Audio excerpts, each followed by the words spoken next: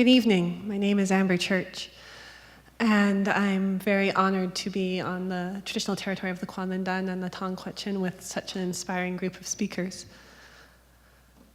When I got asked to deliver this talk, it was last fall, and we were in the heat of a couple election campaigns.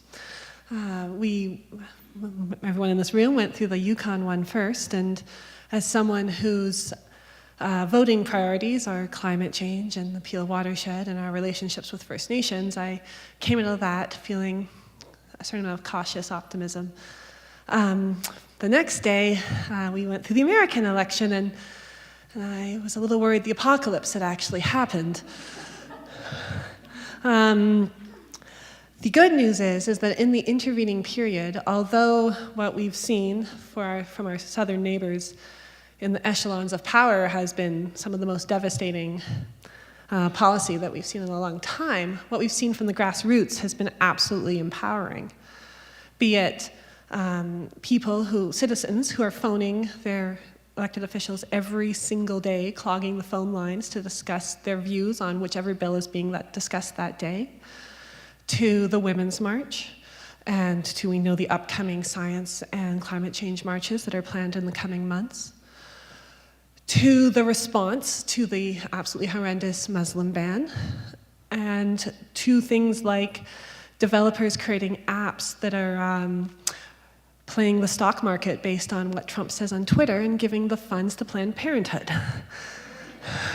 Makes me happy.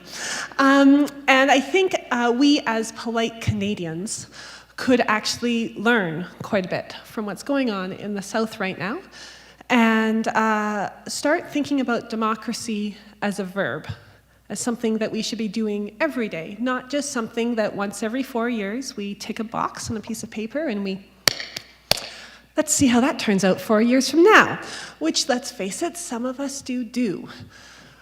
We have this incredible right as Canadians to actually vote and to participate in our democracy, and we owe it to the country and to ourselves and to the world that we actually use that right. I've been very lucky in my life to have some pretty cool opportunities to act on that right, be it working at the United Nations on climate change and getting the opportunity to help draft the language that preserves the rights for the public to participate in that process, be we talking Indigenous communities or youth or scientists or innovators of the business community or you in this room, or be it giving my working hours to non-government organizations, be that CPAWS in the Peel watershed here, or Special Olympics, or the Canadian Youth Climate Coalition. I've had some really wonderful chances to put my democracy and working for my democracy to use. But those are just tiny ways. One was my way of doing it. There's a million other things that everyone here can be doing. And it's as simple as finding out what's happening. How many people in the room actually know what's being discussed at City Council or in the Band Council? There we go, talk to the mayor. What's happening? Thank you, Dan. Find him in the reception, he'll tell you. In the legislature or in the House of Commons, there's actually a number of politicians in the room who could probably answer that for you at the reception tonight. Find out what's happening and make sure that your views are known. I had a really interesting conversation with a former premier of a southern province one day, and he said to me, his party had lost power. And he said, you know, our supporters really let us down, and I thought this was going to turn into a sob story about not getting out the vote, and et cetera, et cetera. And instead, what he said was, they didn't hold our feet to the fire. Democracy is, well, everyone throws the Churchill quote out that it's the worst form of government except everything else we've already tried. It's a compromise, and we all know that. And if you elect a party and then don't push them, somebody else is pushing the other way, and that compromise is going to move.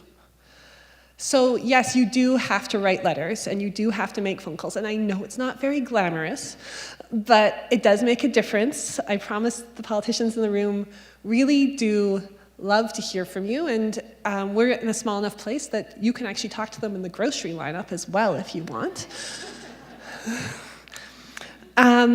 If you have the financial means and the time, there are a plethora of organizations that would love your help and your funds to keep doing the work they're doing and pick your issue. There's an organization for every single one of them out there. If you are not hamstrung by nonpartisanship, which people like me who work in a charitable sector are, but if you don't find yourself in that situation, I would certainly encourage you to join a political party whose views align with your own, or for that matter, join several if there's a few that align with you. We know there's a divide there, and some of the politicians in the room may not thank me for saying that, but it's a chance to help shape the policy before it ever hits the floor of the House.